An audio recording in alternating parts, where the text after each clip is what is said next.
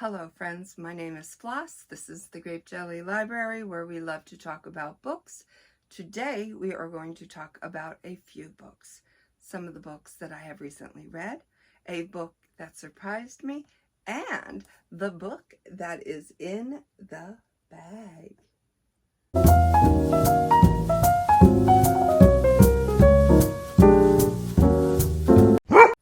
It's been a strange week. Strange, but I'm rolling with the punches. First, I got locked out of the house. Oi, that was a trip. I have a spare key, but it's a situation where the spare key doesn't open all the doors, and the screen door was locked, prohibiting me from putting the key in the door. So not wanting to go all Starsky and Hutch and scale walls like Spider-Man, I had to come up with plan B. I got it figured out though, and voila, I'm back in. Two, in looking for another book, I was searching for my next read, and of all things, look what manifested itself. It decided to make an appearance. Now that Shark Week is over. Now that summer is coming to an end. Good old Jaws decides he's gonna reveal himself. Already read it from a library loan. Seen my review on that. Ooh. Okay. Now, let's see. What else? What are we gonna do? What are we gonna do? Let's do this. Let's do serious book review, fun and frolicky book review, and serious book that I'm currently reading. But right now, let's get into this one. Chlorine. I did a part 1 to this, blah, blah, blah, saying this is the book that I couldn't put down. And although every single word of that sentence is true, I came out of this book totally different than I came out of the first video that I did on this book, where I was saying, strongly suggesting reading this. It's a fabulous book, and this is why you should read it, and perhaps you too won't be able to put this book down. I cannot tell you how many faces of distress I have made while reading this. I mean, if this is gonna sound weird, but if I was sitting in a lawn chair and somebody was observing me and judging me on facial expressions, my goodness, did I give them a show, because there was there was a lot of facial expressions going on, and I don't think very many smiles. They were all kind of like the WTF faces that we make when we get those WTF moments. There's a lot of them in this book. This is the story about a young lady named Ren Wu who befriends another young lady by the name of Kathy. They are both on the swim team together, and Kathy is kind of, mediocre. She's a mediocre swimmer. Ren Wu is the kind of personality that she's an overachiever. Whatever she's doing, she's giving it 110%. Ren kind of is torn between proving herself as far as her Chinese heritage goes, and also living up to American standards. She's trying to show that she can do it all, and in the process, losing herself and who she feels she's truly meant to be. Restrictions and demands, the demands that are put on a student, the demands that are put on an athlete, the demands that are put on a female, the demands that are put on an adolescent. She has a lot of demands on her shoulders, expectations of what a coach thinks that his athlete should be, expectations of what a parent thinks their child should be. What's a good friend? What does it mean to be a good friend? In doing all of this, how much of oneself can we sacrifice in order to live up to the expectations of others while losing ourselves? And for the greater good, is it worth it? Is there a payoff in that journey? Or are we better off just to live our own destiny and, right or wrong, at the risk of disappointing others, becoming who we were truly meant to be? Okay, if I had to give this story a star rating, it's a little I'm gonna give it a 4. I'm gonna give it a 4 because, you know, I come from a different time, and not that my era or my you know, time frame when I grew up is better or right, and not to say that the youngins coming up in this day and age are wrong. No, we're not saying that. I'm just saying it's very, very different than the adolescence I experienced. And so I'm not used to females being so forthcoming. I come from ladies are ladies, and this is how ladies act, and you know, this is what ladies do, and blah, blah, blah. And although I wouldn't consider myself to be a prim and proper lady, my mannerisms, you know, when one is told from a young age, this is what, you know, young ladies, what is expected of young ladies, then you kind of like just comply with that. And I don't really have a problem with that, so I'm not looking to change who I am. It is who I am, and I'm okay with that. So I guess what I'm saying is, I'm not saying that it's a bad thing to be self-assured and, you know what you want and go after it and do your thing, and, you know, equality for boys as should be for girls. It's a whole thing. It's a whole vibe. And there's a lot of talk about bodily fluids and functions and stuff. And I'm not that open about discussing it. So that's in part why I made some of the faces that I did.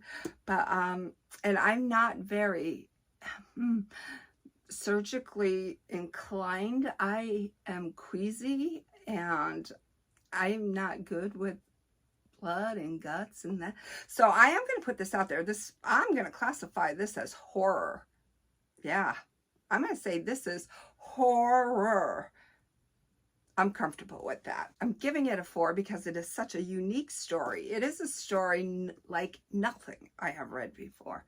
Nothing. So I almost want to give it a 5 because, you know, it's short, it's to the point, it didn't beat around the bush, it didn't take me on this roller coaster ride that I was ready to get off of. Everything about the book, the timing was right. And I like her writing style. It's clear, precise, concise. It's exquisite. I like her writing style. So there's a whole bunch of reasons why I should have given this a 5. But I'm going to go with a 4 only because, and this is my hang up, I'm not quite used to being so forward. Do I think you should read this? Yes. If you do read this, be prepared, because there is a lot of moments within this story that is going to have you saying, TMI, too much information, too much information. Didn't need to know that, but I did it. I got through it. This is Jade's song. She's the one that wrote this book, and I should mention that this book is loosely based off of her own experiences on the swim team, and nice, easy, fast-paced read. I was impressed by this book. I think it lived up to the expectations of everything that I have heard about this book. So yeah, I would definitely applaud it. I said that this was a heavy book because it is. It's dark, it's frightening, it deals with mental health, it deals with sexuality, it deals with suicidal tendencies. So I just want to put that out there. If you do plan on reading this, you know, they are the disclaimers. Okay, now let's go on to the fun, frolicky read. And that is When Rock Met Disco. My goodness. What a fun read. This is why I like reading, because I like to learn things. And via this book, I learned that there is such a thing as disco foot. Did you know about disco foot? I'm going to tell you about disco foot. Disco foot was a condition that the disco dancers suffered when they would spend their weekends out on the dance floor. So these health insurance companies would actually pay on these claims. And it was advised that if you were going to go disco dancing, you should do a pre-disco warm-up and a post-disco recovery. Give yourself time to recoup from that dance floor and those high heels, honey, because woo, they could wreak havoc on your foot health. Disco foot was a serious condition, much like tennis elbow was treated and jogger's knee. It was a real thing. The podiatrist just saw you coming a mile away. I would have to say, at the risk of injuring a foot because of doing the activity of disco dancing, I'd be down with that. I would take that risk because disco dancing was the best. Many was the night I sat in front of the television watching Danny Terrio, Disco Fever, Marilyn McCoo on Solid Gold. I am there for it. Soul Train, American Bandstand. Songs like Elton John's Philadelphia Freedom. Oh, they just make my heart go a-flutter. Kiss, I Was Made for Loving You. Now, I know that song disappointed many a rock and roller, but I am open-minded and I loved it. Oh my goodness. That opening riff, them beats, when it first comes out, I'm there for it. You know, it gets 2 thumbs up and it has my full support. I love it. You know, they said some of these songs, I don't quite feel like it's disco. Let's give some examples here, okay? So I think they said the Doobie Brothers, What a Fool Believes. I don't know. That's not feeling too disco-y to me. The Grateful Dead, Shakedown Street, not feeling too disco. I like disco, like Gloria Gaynor, I Will Survive. I'm not going to say the obvious, the Bee Gees, but like, whoo, what is Thelma Houston? Woo-hoo, Thelma Houston. I love that song. What is that song? That song is Don't Leave Me This Way. My goodness, what a great song. Cher, Take Me Home. Love them. I love, well, I guess we don't even need to go into the book, but I'm just rolling them off the top of my head. But I loved the lip glossed lips and the long lacquered nails that were shiny like jelly beans and longer than daggers, and the high-heeled sandals and the satin metallic pants and just everything about it. I get a big kick out of the girls on the boulevard in California or where have you with the bathing suits on, and because it's probably hot on that boardwalk in that summer sun, but we better not forget our leg warmers. Like, what sense does that even make? Let me put this bikini on or this one-piece suit on, but, you know, let me put these wool leg warmers on that go up to my knees. It was a thing, and I don't know, it was cool back then. I think about it now and I think, well, that look is silly, but back then, you know, it was all the thing. It was a fun time, and it was an innocent time for those like me who were coming up in the disco era. I just loved it. The disco ball, we would go skating, and on the floor there was, well, the disco ball in the center of the skating rink, and then all the disco lights. And there was even one rink that had squares in the ground, and these squares would light up all these different colors. So you could roller skate on this, you know, patch of squares that were red and blue and pink and flashed to the beat of the music. It was just awesome. It was just a fun time to be a kid, an adult, a fun time to be alive, I think. So this book also tells you what other people think about disco. So let's go with Uncle Ted, okay? Ted Nugent. What do you think he said? Uncle Ted says, I love disco. It keeps all those awful people, away from my concerts. Ted, I almost liked you for a minute. That was not nice. Okay, let's see. Joey Ramone. Disco has caught on because it's the easiest thing in the world to slip into. It's crap and a cheap way to sell out and make some money, which is exactly what Blondie did. Oh, you shut your mouth, Joey Ramone. Blondie, Heart of Glass, is like the best song ever to twirl a baton to. So I don't think that Joey knows what he's talking about. Let's see what Debbie has to say herself. Debbie Harry.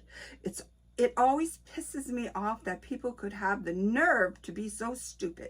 We'd been consciously looking for a sound to break into American radio, and Heart of Glass was one of the most innovative songs Blondie ever recorded. The reason it's a hit is that it's a good song. You got that right, Debbie. You got that right. Keith Richards from the Rolling Stones, Miss You, was a damn good disco record. It was calculated to be one. Well, there you go. Oh, there's my girl, Donna Summer. Donna Summer. I like to say I have 3 strikes against me. I'm black, I have a disco hangover, and I'm a woman. But you know what? She was brilliant, and I have to say, when she would put out a new disco album, me and my sister, first in line, because that girl knew how to disco. Love Donna Summer. Let's see. Frank Zappa. Disco music entertainment centers make it possible for mellow, laid-back, boring kinds of people to meet each other and reproduce. People who think of themselves as young moderns, upwardly mobile, go for disco. That slick, cleaned up, precise, mechanical kind of music, and they tend to dislike everything else because it doesn't have its hair combed. You know, I'm not even going to read what Uncle Ted says here. Shame on him. It's gay music and I can't stomach it. It's grossly repetitious garbage, and God knows why it caught on so big. Because it's fantastic, that's why. You tell me, Leo Sayer, you tell me that he wasn't a force to be reckoned with. You tell me that Dr. Hook, Sexy Eyes, isn't a fabulous song. Queen, Another One Bites the Dust. Ace Frehley, New York Groove, yes, heck yes. But anyways, you get my drift. This book is a fun way to revisit an era in time where anything goes. Super, whether you like it or not, it was a force to be reckoned with. And, you know, I thank my lucky stars, because of disco, we have Casey and the Sunshine Band. Okay, pardon me, because it is hot, hot, hot up here.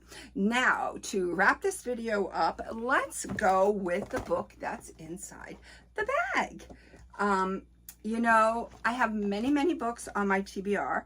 I have many, many books on my shelves, but sometimes I just have to ignore them and go with the book that instantaneously popped in my head for no reason. It just popped in my head and I just go with it. And that's, you know, that's how I roll.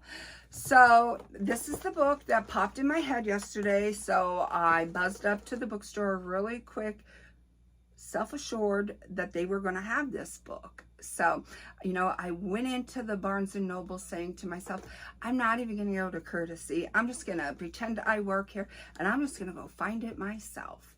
And when I walked in the door, I saw there was a lady at the Courtesy desk. So I was like, you know what? Let me just seize this chance, because if she goes, there's no telling when she'll come back. And you know, I just might have a hard time trying to find this one. But she did take me over to where we needed to be and said to me, you know, it says we have one, so if it's not on the shelf, it's probably in a box in the back waiting to be put out. So we went to the shelves and there was none to be found. So I kept perusing the shelves while she went in the back to see if she could locate this book. Lo and behold, she found it. One book in the entire store. She got it. And, you know, I almost want to call her my BFF now, because she gave her, you know, she gave 110% in trying to locate this book for me. And I walked out the door with The Blue Tattoo by Margot, Mifflin. And it looks like this. And this is I have a glare, sorry. This is the story of a young lady whose family was massacred in a violent and guerrilla type of manner. And they did spare her and her sister, I believe. And I'm on chapter 3 of this book. This is another book that I'm not going to be able to put down. And, you know, I've seen this book 100 times. I've always wanted to read it, and I've always overlooked it. Never even entertained the thought of buying it, bringing it home, and putting it on a shelf like I do with so many other books. I knew I really, really wanted to read it, but I never made my move. The Blue Tattoo.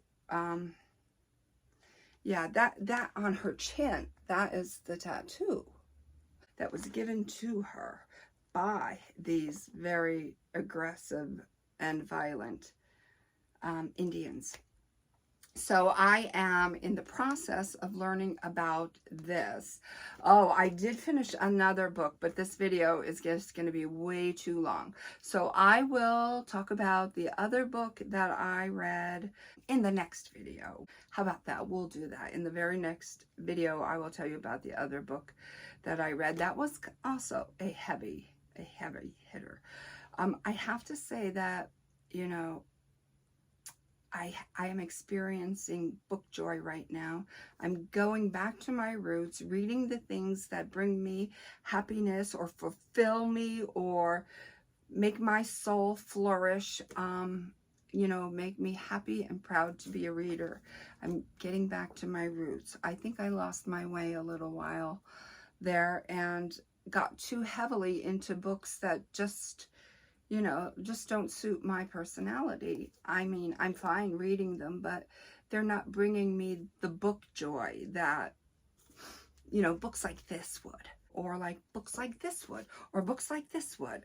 I'm getting back to my reality, and I have to say, it feels wonderful. Until my next video, know that I love you. Be well, be good, and be reading, and may all your book dreams come true.